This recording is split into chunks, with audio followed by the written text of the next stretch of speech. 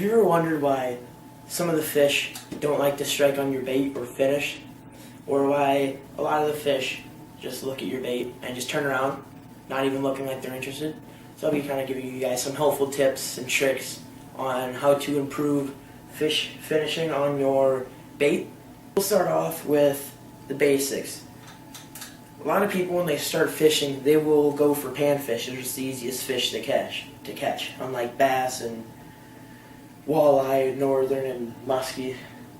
So this right here is my ultralight. Like I said, it's my fluger, and I have 2-pound test line on here because you're not going to want to be catching anything bigger than that. If you do, it's pretty impressive.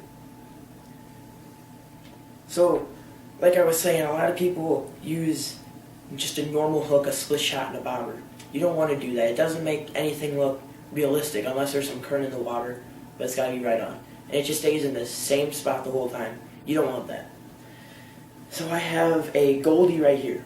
Usually what I do with a Goldie is I'll put on a wax worm, just a little bit of smell, more taste, so when they do bite it, they'll come back and bite it again.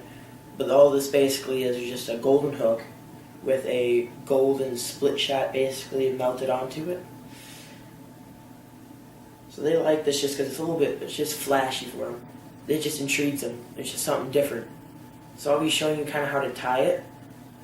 Actually, I'll show you on a different rod so you can see the line a little bit better. But, I'll explain that on this rod right here. So this right here is my medium action fluger with the Shakespeare rod. And then I've got 10-pound test line on this. This is mostly for bass and walleye. You're not going to be catching a 10-pound bass and a 10-pound walleye. I mean, you could, but it'd be pretty difficult.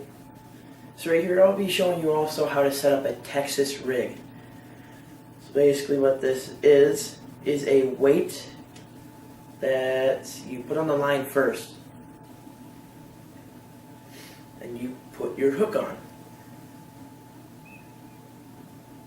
So here, I'll explain the Berkeley tie for you. So basically, all you do right now is you just put the line through it. So once you do that, you're going to want to go back through the eyelet. So once you do this, there's going to be this little loop right here.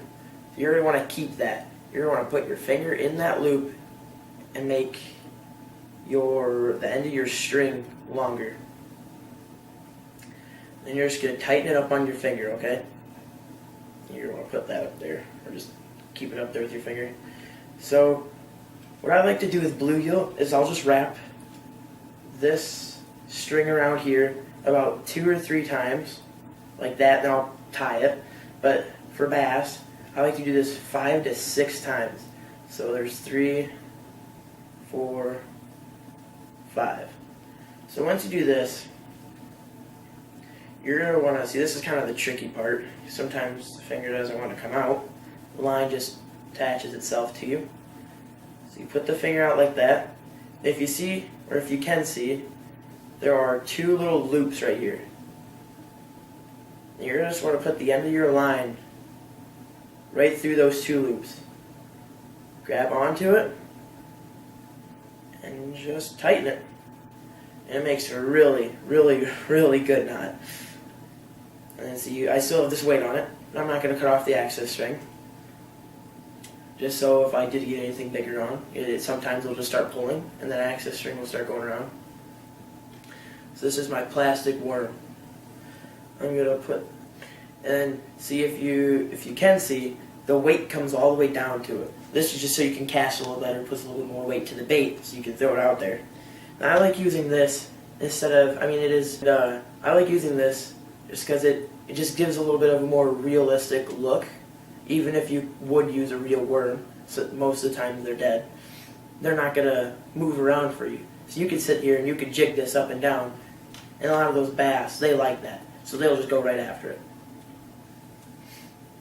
So this is my Fluger bait caster with the Garcia reel. There is 50-pound test line on this. I don't plan on catching a bass that is 50 pounds, but if I would, that'd be pretty impressive. Reason why I chose 50 pounds, because you're on top of the water. Once they get that, you gotta set that hook really good to get it stuck in their mouth. So like I said earlier, this is my plastic topwater bait. I use this mostly for bass. I have used it for gar, but it's not a smart idea to use a rubber bait for gar. So for this, I just do that same tie, okay? But when I do this, I usually have a little bit more access string, and I put it around between 6 to about 9 or 10 times. Do that same thing. The reason why I do this, it just makes a stronger knot for you. So if you would get that big bass on, it won't come off and lose your expensive bait. So there, we got this tied up. So a reason why I said I like to use this for bass, because they don't have any teeth. They'll just come up here and you bite it. You just jerk that thing good. You give it your all when you're jerking this, so you can get it hooked onto them. You start reeling it as fast as you can. I usually use a plastic bait. So what I mean is like actual plastic, like what this is. I do that because they can't bite through the rubber and just pop a hole in it and make it sink into the water. I've had that happen before. It's not good.